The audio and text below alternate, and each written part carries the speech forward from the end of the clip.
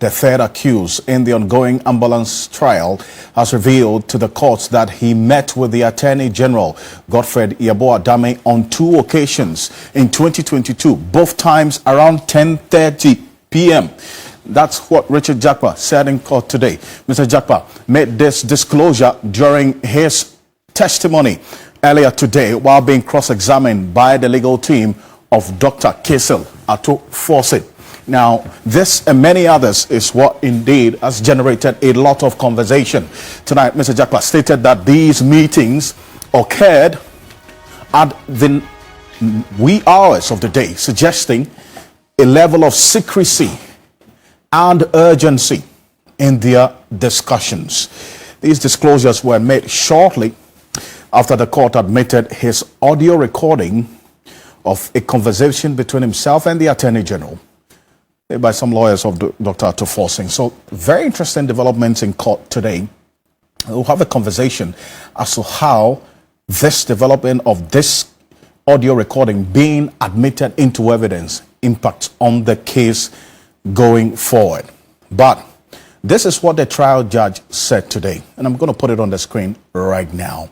The basis for which this audio recording was admitted into evidence. Take a look at this.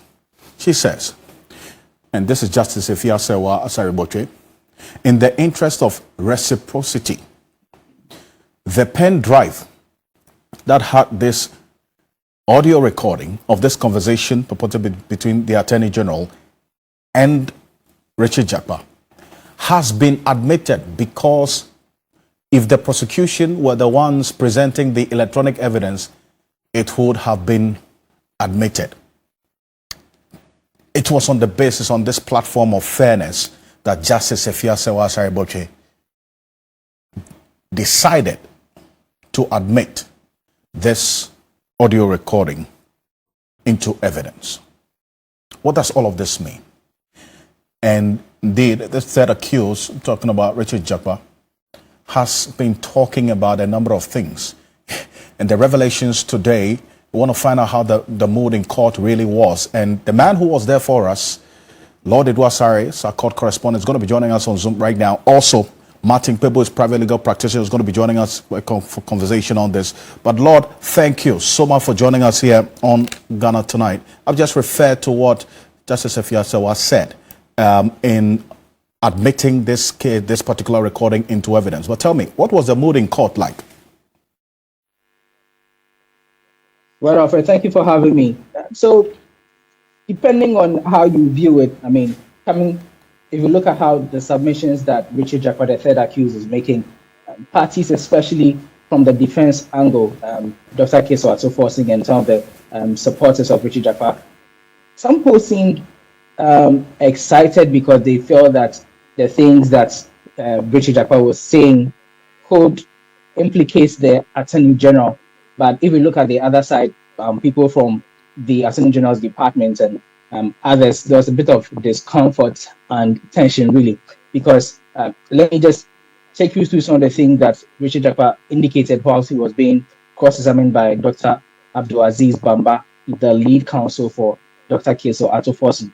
Now, he revealed to the court, or he alleged that he met with the Attorney General, Godfred Dame, on 2 occasions in 2022. Now, in totality, he says that he met the Attorney General 4 times, right? 2 times in 2022, February 2022, and June 2022. And these times were all late into the night. At some point, he recalls that he started a conversation with the Attorney General on phone through the help of his cousin, a Supreme Court judge. So this Supreme Court judge called him, and then the Attorney General was in the house of the Supreme Court judge, and so he spoke to the Attorney General on the phone of the judge. Now, while speaking to him, things didn't go as planned, and so he had to go to the house of the Supreme Court judge, and then he met the Attorney General there. This was well into the night. We say we are because this was between 11 p.m. and 1 a.m., which was around the time that he left the Supreme Court's judge's house. Now, he says that when you look at the level of interactions, that's where he got to know and it basically shaped his understanding on the direction of the case. He also said that during this meeting, the Attorney General assured him that if he cooperated with him, he would be acquitted, right? So basically, the lawyers of Atuposan have been making the case that the letters of credits were or was authorized by the Minister of Finance and not the then Deputy Minister of Finance, who is Dr. Kpebu Atuposan. But after explaining these narratives on how things panned out, as far as the contracts between Big C and the government is concerned, the Attorney General wanted Richard Jakpa to go on a certain tangent which he did not agree with. And that was what became a bone of contention mainly. And he was not pleased with how things were panning out. And so I see. That was what he was saying.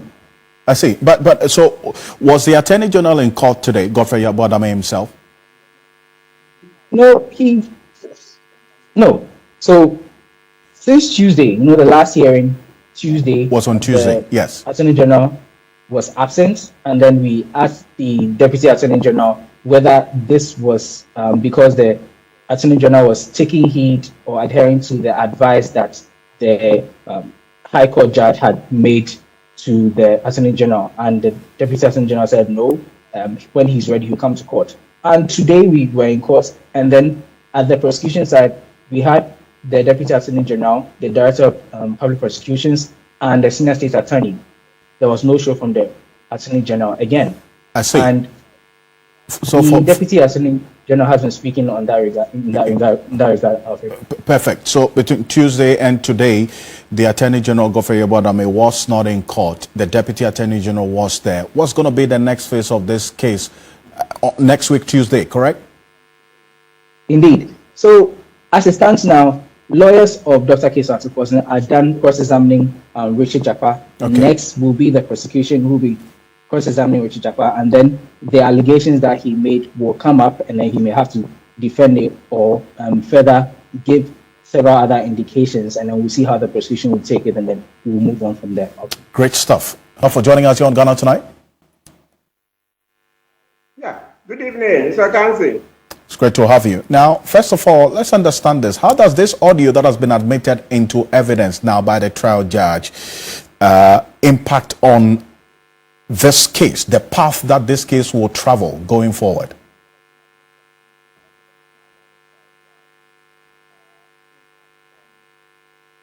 Hello? Hello? Yes. Counsel, I can hear you. I was asking how this audio recording that has been admitted into evidence would impact on the path that this case will take going forward.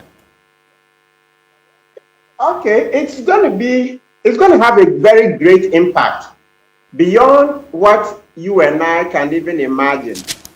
Number one, once it has been admitted, it means that potentially there is an opportunity for a higher court, either the Court of Appeal or Supreme Court, to look at it and use it to quash a conviction in the unlikely event that there is one. Because the ruling the learned trial judge gave last Thursday, okay, it's not the end of the matter. Once the tape has been put in evidence, in the very unlikely event that there is a conviction and there is an appeal, an appellate court can use that same tape and come to a different conclusion. That is to say, there shouldn't have been a trial at all, and so we'll quash it. That's one effect.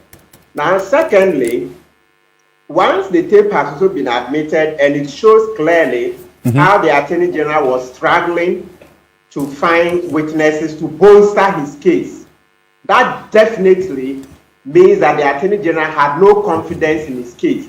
So he had to resort to underhand dealings to suborn a witness. So in the tape, you find him trying to coerce Jakpa to come his way, where even to the extent that Jakpa asked him, "You mean you want me to do it your way?" The Attorney General hesitated a bit, but said yes. Jakpa told him, "I'll be dishonest." This didn't deter the Attorney General. He still sought to get Jakpa to answer it the way he wanted. So this shows that the Attorney General has no confidence in his own case and that he would resort to anything to, get a conviction against his political opponent. So this is a witch hunt. Very, very clear in my mind that that's a witch hunt that the Attorney General is undertaking in court. I see. But then again, talk about that point that you make about witch hunt. The Deputy AG, after the hearing today, when he was speaking to journalists, is heard saying that really the angle they will push as well is whether this secret audio recording can be admissible as evidence in a criminal trial like this. Is that an area to look at?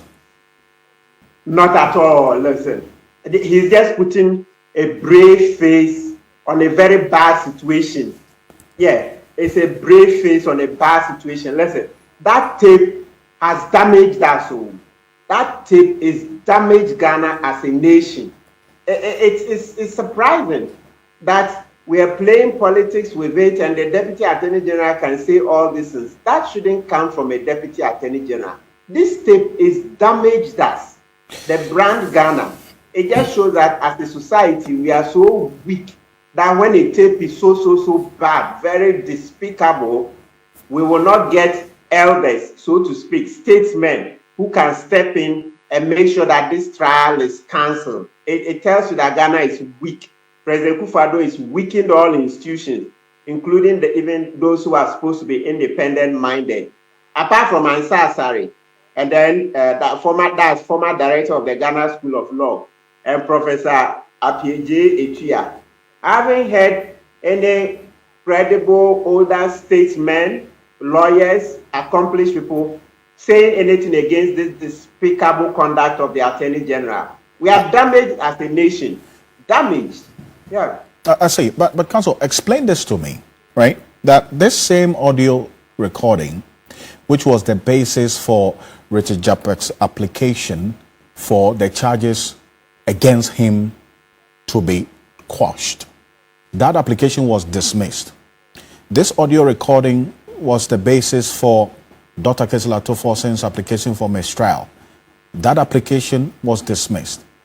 And now this same audio recording has been admitted as evidence.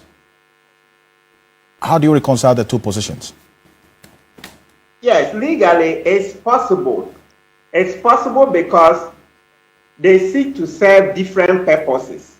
Now, when it was put in the application, that's a written request put before the court, the request was that based on the tape, the trial should be stopped totally.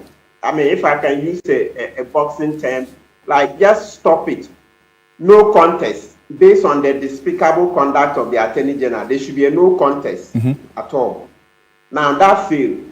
Now in this second admission to the, or let's say the admission to the substantive trial, the essence of it is to show the credibility of the prosecution, is to cast their credibility in doubt that this is how the Attorney General, he is leading the prosecution, behaves. This is how they seek to get evidence.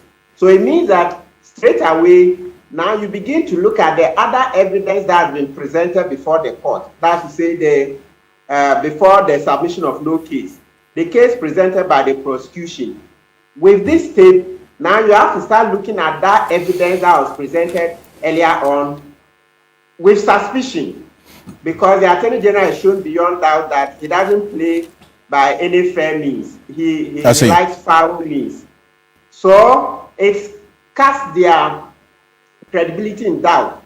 And that's very, very important, because for every witness that comes to speak, or for the case that you present in court, that case must have integrity. Now that this tape and other evidence is showing that the President of the Republic, Nana Akufo-Addo himself, was goading the Attorney General on to seek a conviction by fair or foul means, oh no, it just casts all of them, their credibility in doubt. That's to say the prosecution's case. And you never know, little drops of water make a mighty ocean. Counsel, I appreciate your time on this matter, and thank you so much for your thoughts on this, as always.